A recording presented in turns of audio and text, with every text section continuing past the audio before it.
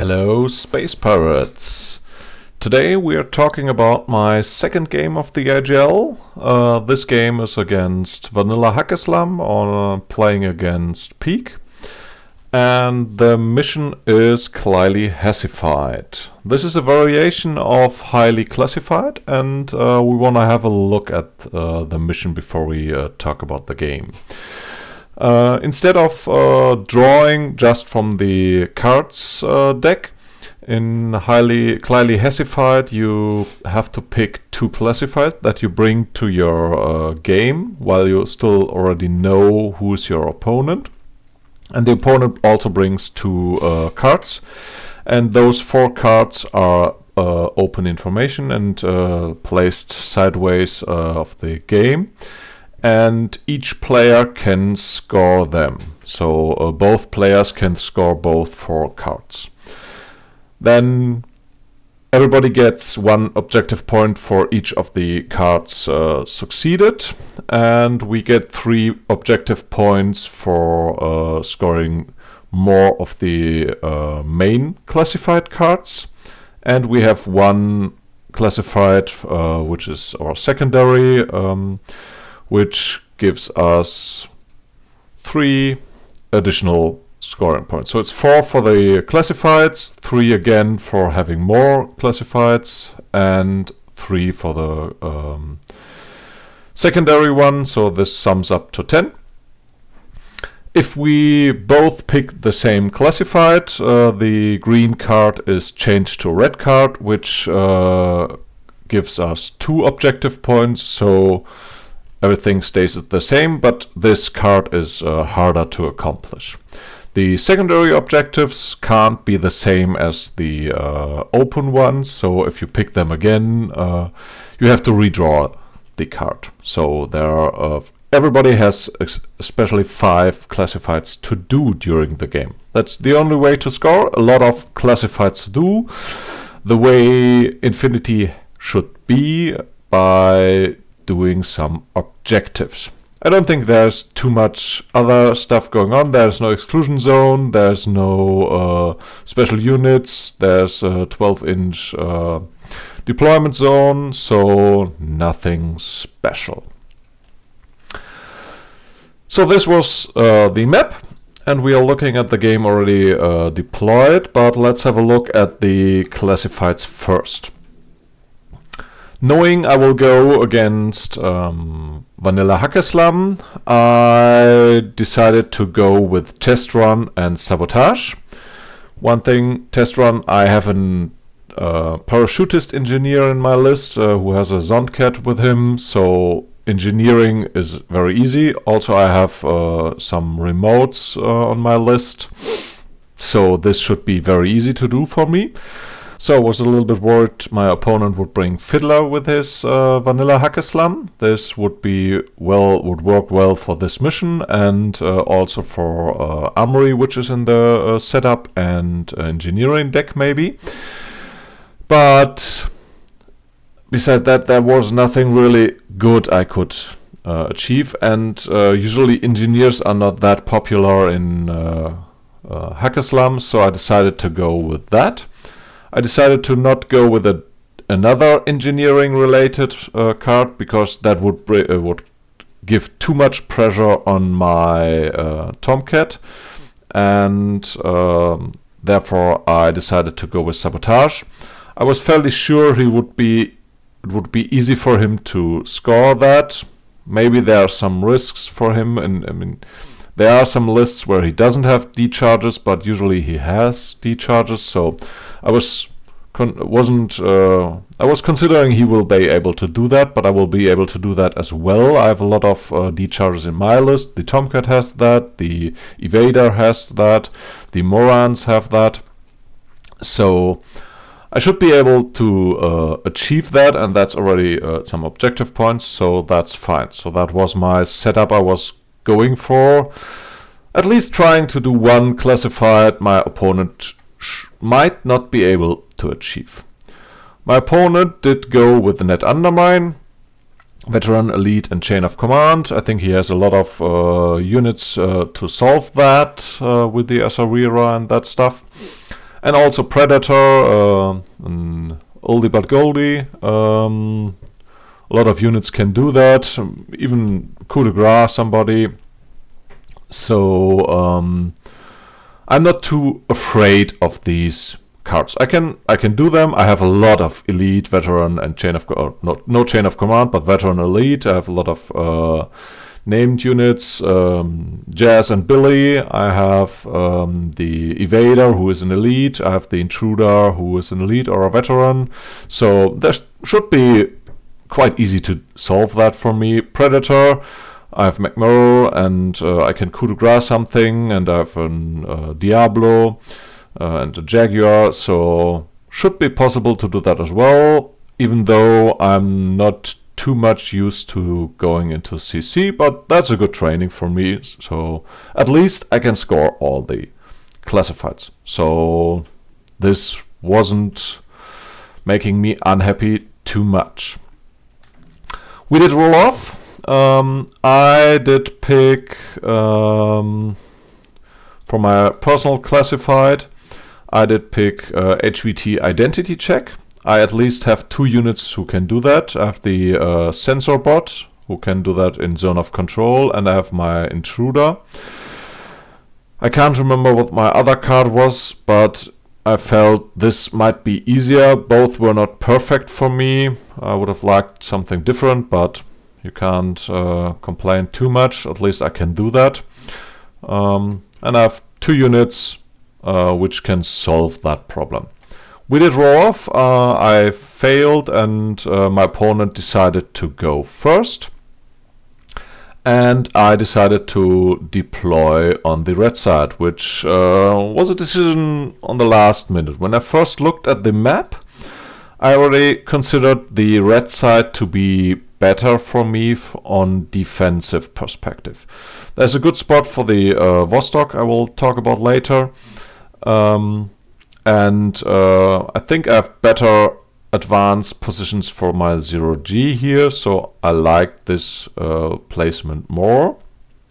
Even though all games I've seen so far, when the person got deployment, they always picked blue side. So I was really curious if my decision was right here. I think the blue side is usually picked for the long range arrows, which is something over here. You can look up here and there. From up above here you can have some long lanes, and here some long lanes over there. But I don't have a long shooting arrow units anyways. I'm basically null deploying, and so I wouldn't be able to leverage this thing. And I was expecting an Asawira and Mukhtar and the Namur in the hidden deployment, who has a lot of good opportunities here. And I was expecting Fidei, and this is why especially I picked the red side, because I think this placement is perfect. My opponent deployed first, holding back 2 units. His holdbacks were his Fidei and Nauf. We have a Zuleika on the left flank. We have 2 Gulams. One should be probably the lieutenant. We have a missile bot. We have a duo of a Mukhtar MSV2 and the Rafik, and a duo with the Mukhtar Hacker and the Asawira, and a Mutawiyar on this side. Note, there's nothing out here, and I was considering if I can use that to my advantage, but the deployment didn't work out for me in this direction. We also have a camo -3 up here, and we have a camo -3 over there. So that was his deployment. That's counting everything up. There's 1 spot missing, which is I expect the Namur. I don't expect a combat jump unit. He did hold back 2 units, so overall it's 12 units on the board.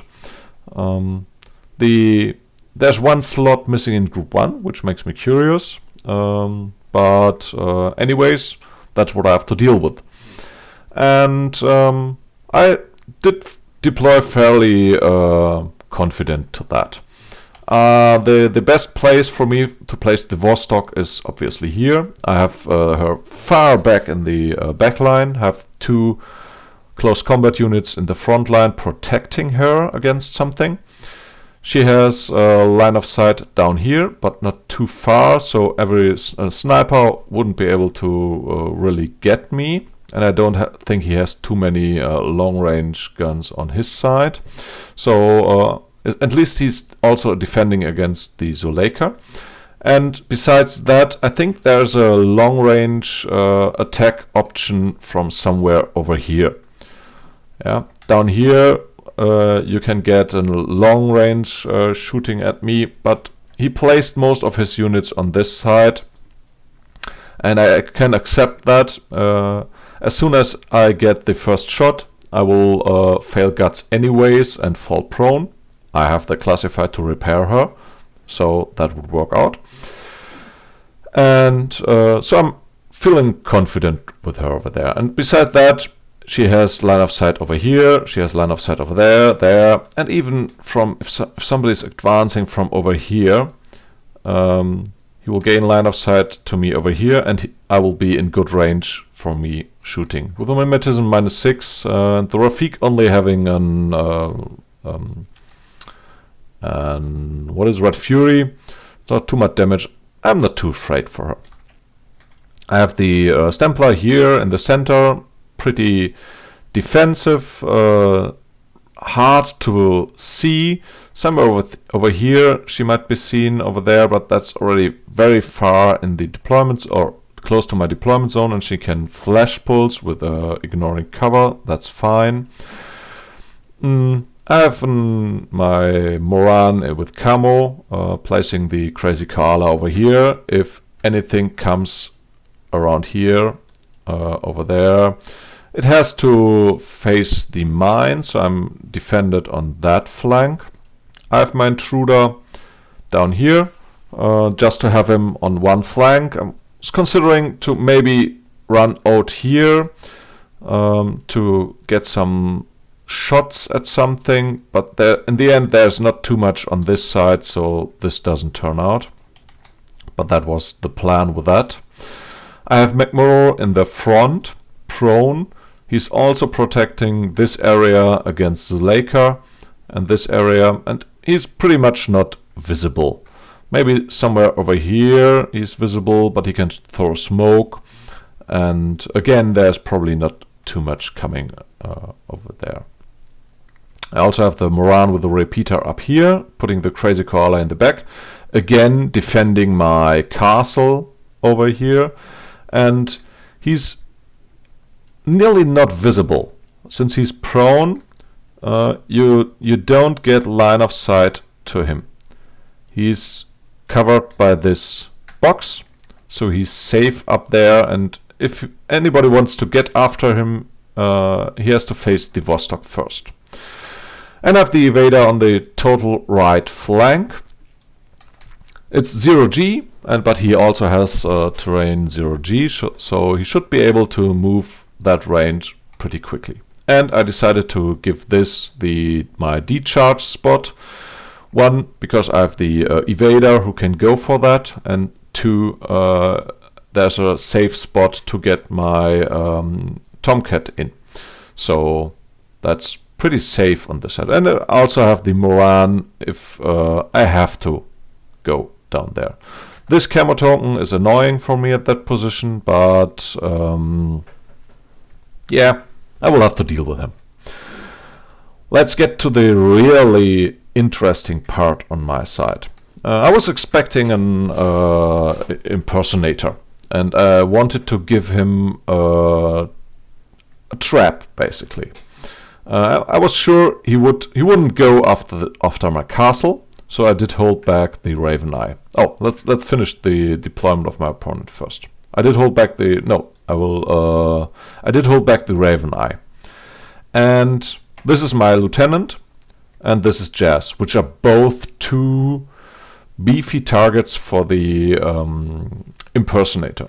this is only my decoy, but I think my opponent will consider this as a decoy. There could be a shell game where this is the real lieutenant and this is the decoy, because this is probably better defended. But I decided to go with this one. And this is the trick here. This area here is so narrow, and this area is so narrow. Whatever the impersonator is going for, I will be able to protect them with the EM mine. I could also put the EM mine over here. And by that, my opponent isn't able to reach the unit he's aiming for in CC. And this even helps me because Fides are better in CC than in shooting. So I already lower their chances to kill me. Over here, he only has one chance to try it. And if I succeed with a dodge, which works again better against placing templates or shooting me than in CC, I have a better chance of surviving. So whenever he will go after my lieutenant, I will place my mine from the Raven Eye over there. And over here, I did place Billy on this spot, so she will block this path. And did place an EM mine over there. And he will be in the problem. What does he do? He can only shoot my Jazz or my lieutenant, but he has to eat the EM mine. And this way will probably be isolated. And this way he's locked down, so he only will have one shot, which is already okay for me. I can't deny him damage, but at least I can manage my risks. And I thought with especially this area here, my risks are reduced to a minimum. What turns out, he places his impersonation marker over there to go after Jazz. So I placed the Raven Eye over there and put down my EM mine over there, so he can't reach Jazz. So I'm pretty happy with this deployment over here because the Fide is doing a lot of damage against me. So at least I have a chance to keep that. The second unit from him is Nav. He sees I have a null deployment, so there's nothing Nav can shoot me. But so he places him back, and he feels sad that he can't shoot me. But that's just the play I do. So let's have a look at the first round of my opponent. Okay, so the first round of my opponent did turn out to be a little bit devastating for my army, but he didn't do too much damage, but he did pull off a okay first Alpha Strike. He did activate the Fide moving forward. I did a mistake here. I did use a Discover with Billy, and he did take that opportunity to place 2 templates on Billy for free. I shouldn't have done that because there was no need to discover him. He can't pass me anyways, so shouldn't have done that. Fortunately, she makes both armor saves and survives. Oops. She survives. So after that, the Fide moves forward, gets spotlit by Jazz, and I think shoots Billy. Billy places another EM mine over there to block his path, and therefore he kills me, gets unconscious level 1, but that's okay. Remembering, we have the engineering classified. I'm fine with him. Having Billy unconscious, the mine is in the way, so he can't stab her. He's then moving over there and shooting Jazz. We are barely in 8 inches. I miscalculated that. I probably should have placed Billy somewhere over there to be With the mine, I would have been out of 8 inches, but being way... maybe I should have even... Nah, if I move her too far over there, he can stab me without being seen by Jazz, and I don't want to get that. So probably there's no way I force him to shoot me out of 8 inches. But because if I get him to shoot me out of 8 inches, he's on 0 range, and my chances to survive even get even higher. But he moves over there, shoots Jazz on a +6. Jazz is going for a dodge, I think. Yeah, I go for a dodge because I'm afraid of this template. And I fail, and I go unconscious. Sad, but I maximized my odds. But the Fide also gets isolated by the 2 mines going off on him. And this way, I have my Billy saved so far. He did withdraw over there. So, again, I'm safe here. But he didn't expect my Tomcat to come in. But this will be the play. I will keep this and just bring back Billy to score the classified. Besides that, he uses his Mukhtar and the Rafiq, I think, to discover my poor Moran up here and shoots them. I didn't see that line, unfortunately, so he can simply kill that unit, sad, and he then uses his Beast Hunter to move somewhere over there and place a large teardrop flamer template. The Raven Eye is shooting him, Vostok is shooting him as well. The Alguacil and the Evo bot, or the forward observer bot are trying to dodge. The forward observer bot fails and dies, which is sad. Would have been another opportunity to heal him back. I would need her for my classified. At least the Alguacil survives. I mean, both dodging on 10. No, mine is on 7 probably. Yeah, was sad. And the Beast Hunter, I had 2 opportunities to discover him. One from the McMurrow, one from the Vostok. Both failed. But so that didn't run my way, but at least I got the Beast Hunter killed in return. And besides that, there's not much he can do. He's moving the Mutawiyar a little bit. And in the end, he did at least kill me 5 units. 2 at least, 2 still on the board, 3 off the board already. So, and it's a lot of units in group 2, so it's not too much damage for me. So now is the question, how do I respond to that in my second turn? In my first turn, sorry. I first moved 2 units, 2 spare units in my group 1, so I have a whole group 1 back again. 1 unit is the Moran, and the second one is the Tomcat, who is still off the board. And then I do consider what to do. I could try with the Evader, the Intruder, to run over there and shoot something. Not too cool. To use the Evader, there was the camo token over here, which probably has a template, and as soon as I open the door, I'm in trouble. So this camo token has to go away first. The center is locked down. There's not too much I can see. And then is the interesting part where I realize McMurrow is a character. And McMurrow can do net undermine.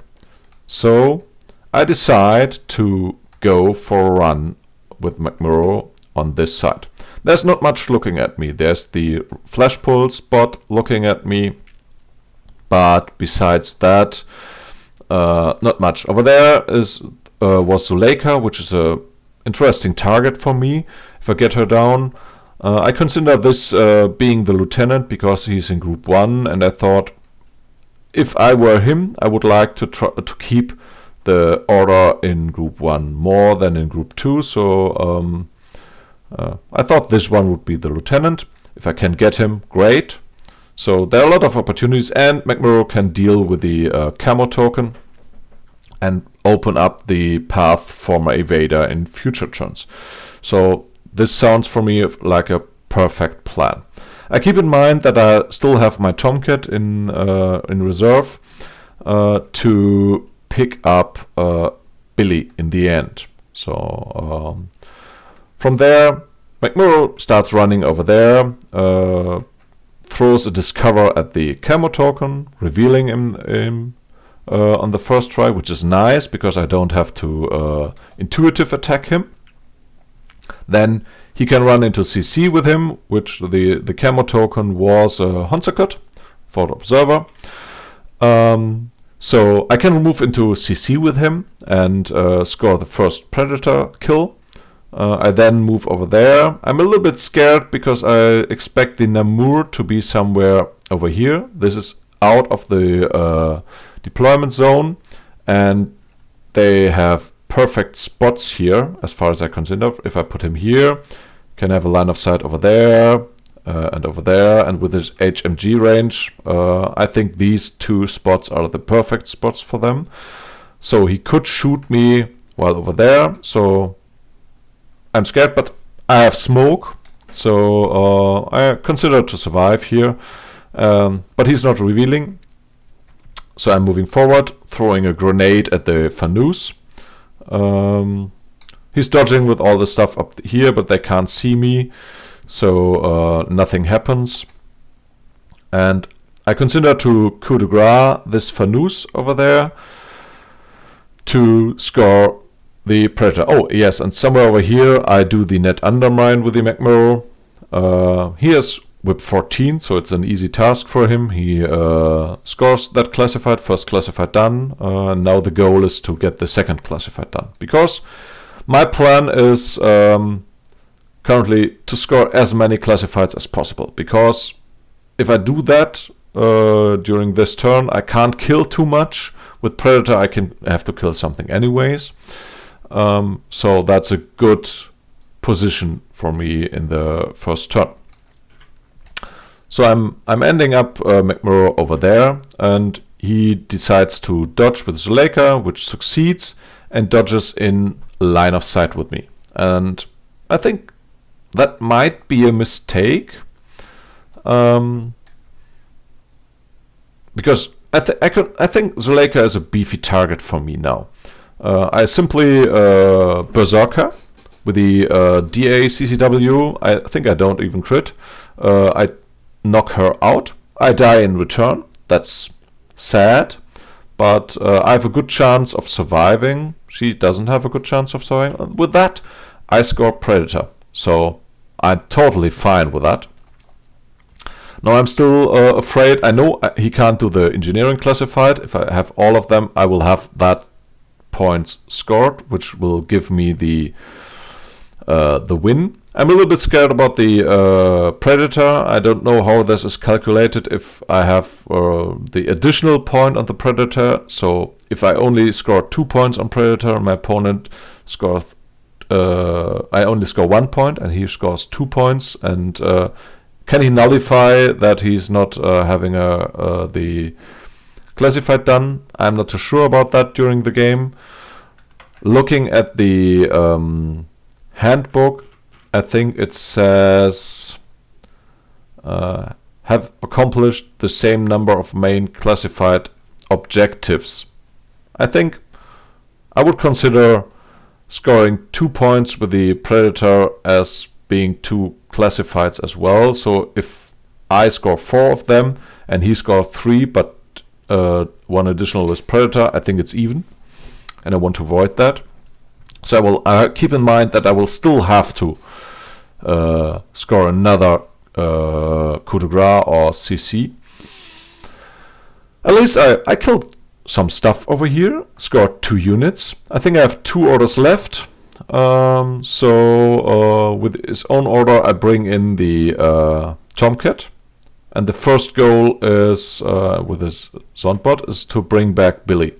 He realizes, with the first try, he resets, which wouldn't have helped anyways. He does reset and realize, oh, that was a mistake probably, because he realizes what my plan is. But even if he would have dodged, he could have killed my Zondcat, but I don't care about her as soon as Billy is picked up again. So the Zondcat is coming in here. I activate the engineer and he's picking up Billy. Now that's a risky part. I only have 1 command token left. At least Billy has remote presence. But obviously, again, I fail my engineering roll on a whip 13. And I get nervous there because if I fail it again, I won't be able to score this classified anymore. But fortunately, with the second roll, I succeed. So next classified fulfilled. And with the last order, I simply blow up this stuff over here. So my whole 10 orders are scoring all 4 classifieds. So now I can focus on my personal classify. And I put him on his back foot. According to mission objectives by simply playing the mission. So I'm feeling very good about this outcome. And I'm also scoring the HVT, so he has to do something now. So my opponent does realize as well that he has to do something and starts scoring again. Since I have most of my units in 0 deployment, there's nothing he can do really anyways. I think he's using the Gulam at some point, coup de grace the McMurrow. He is moving over there with the Fide with his irregular order and CCing Billy, which gets her unconscious. Fine. He will probably be able to maybe coup de grace her in the next round, but I will consider taking care of the Fide during my next turn. So, but that's the best thing he can do with the Fide. And then he spends a lot of orders with in his Asawira and Mukhtar, moving over here, Asawira over there to score his classifieds. He does score sabotage, which the Mukhtar is doing by blowing up this box. And he's scoring the net undermine. And he's also taking care of my Tomcat, because he's considering he's too far on my side. And he basically would like to get him unconscious to have an opportunity to stab him next turn.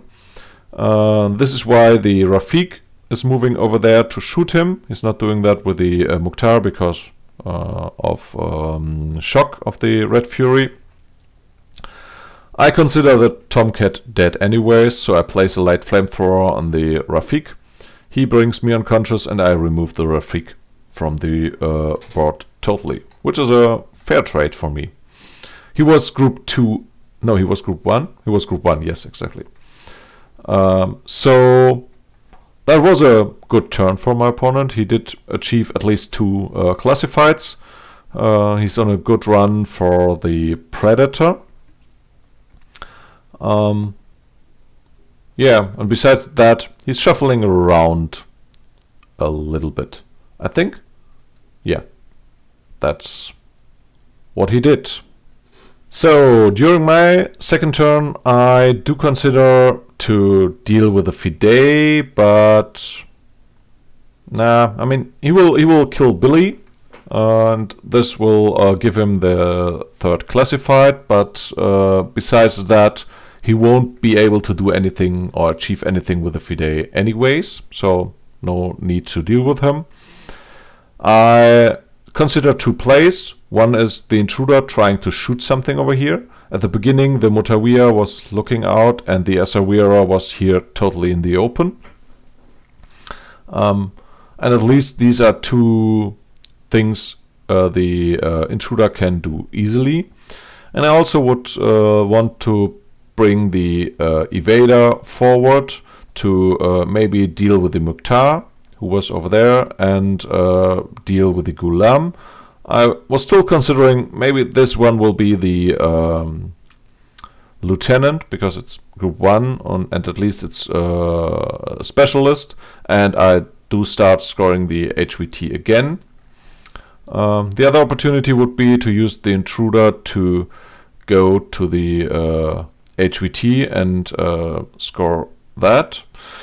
Maybe this would have been the best play, to just run over there and probably run somewhere over there and just score my second classified, simply playing the mission.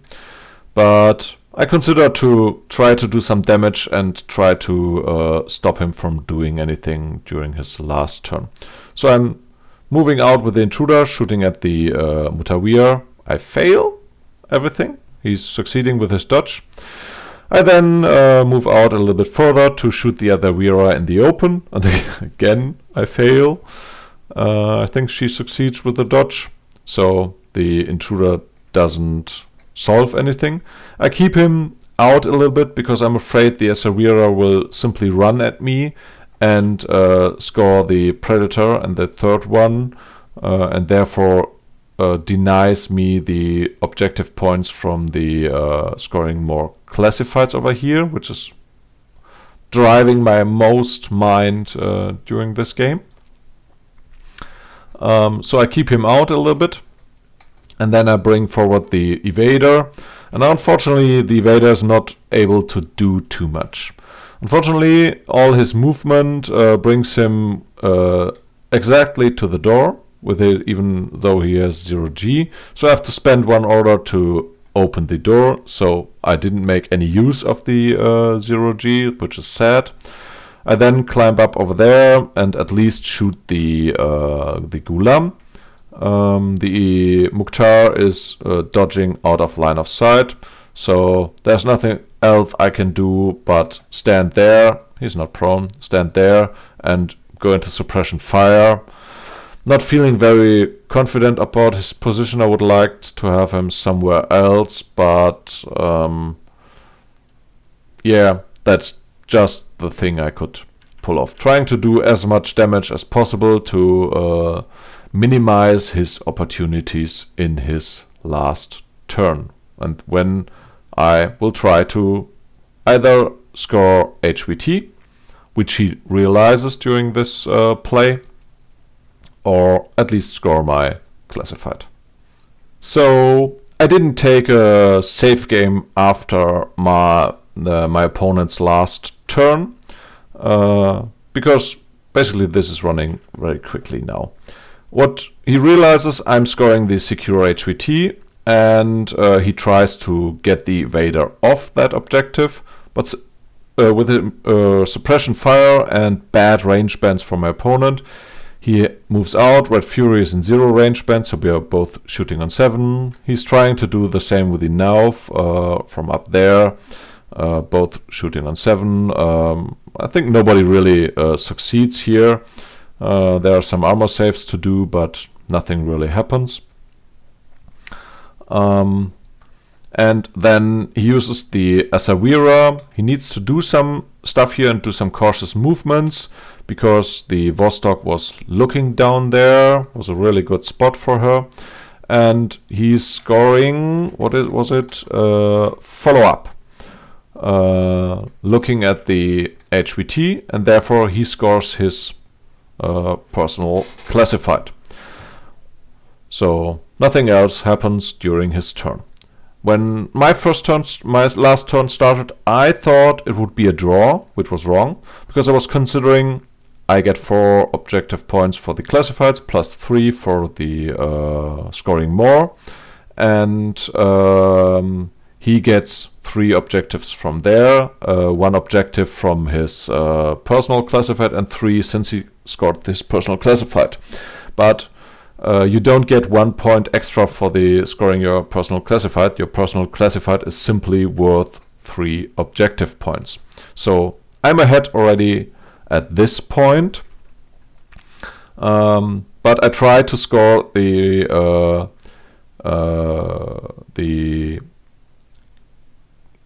third coup de grace, because yes, he's killing my my intruder with the Asarira, which is sad. I was afraid of him moving into CC with me. He did coup de grace the Billy as well, by the way. So I can't score my personal classified anymore. I have 2 opportunities. Either, no, I can't kill these units. I still have the Vader in zone of control of his HVT. So I need to get rid of the Asarira. So now it's finally time for my Harris to move out. Then that's when finally the Nadir reveals. But as I expected to have him somewhere over there, I first moved the Jaguar over there, and the Vostok is moving over there, and the Diablo is moving around here. So he's not getting me another template. So I can throw smoke over there. I think I throw smoke both over there. And he's in bad range. This is again why I probably would have put him down here. I think over here he wouldn't have had so much overview, but he would probably had a lot of more area in good range. Yeah, everything in the midfield would have been in good range, and he could have really leveraged the deployment plus 4 inches here. So I think somewhere over there, or even over there, would have been a better spot for the Nadir than putting him up there. And if there's a danger coming, he doesn't have to reveal. He's not a sniper. So, yeah, having bad range doesn't help him, so smoke goes down. From there, I also place a lot of smokes. My main goal is to push the Vostok after the Asarira. Unfortunately, I forgot the, what was it, Mukhtar? The Mukhtar hacker, who was over there. I realize I have him here when he tries to hack the Diablo. That's where I reconsider my plans and first try to throw speculative smoke over there with the Jaguar to run into CC with him, which fails. And since I don't want to try that too often, I think the Diablo was over there, and I simply run the Diablo there. Again, forgetting about the Mutawiyar, who has a jammer, but he fails his jammer. The Asarira shoots the Diablo successfully, but that's only 1 wound. And the Diablo is CCing the Mukhtar with his good CC. I take 1 wound from him, and from there I simply CC him again in the second try. Oh no, I think I do berserk him with the trench hammer, and do cause a 2nd wound on the Mukhtar. With that, I score the Predator again and try with the Vostok to shoot the Asarira, but I fail all shots. And she's 2 wounds and dodging very well. I don't have the orders to get her off the of my HVT. So this is why I considered this would be the easier task to get the Mukhtar down in CC than shooting the Asarira.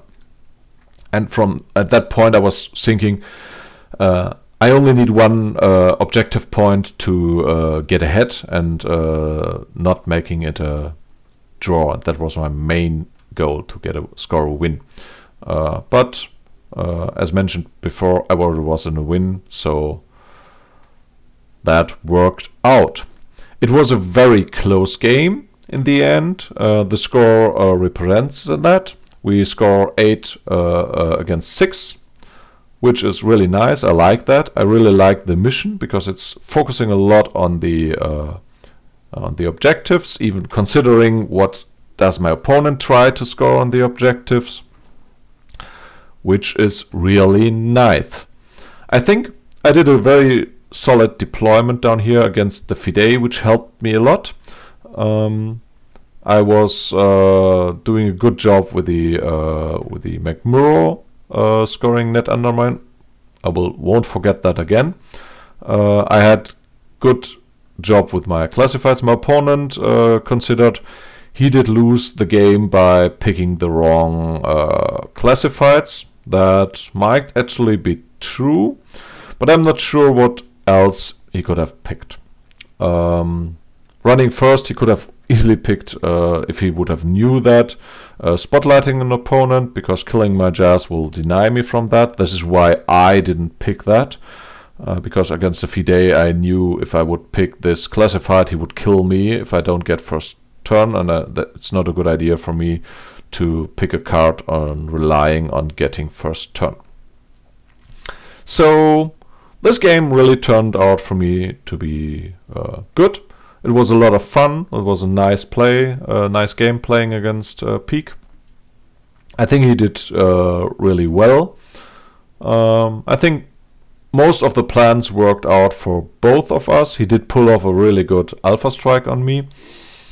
So it was a lot of the game just on strategy level, trying to have a plan and stick to the plan, and that was nothing went differently. So let me know if you have something in mind, if you have any remarks. I'm happy to answer the questions in the comments, and see you next time.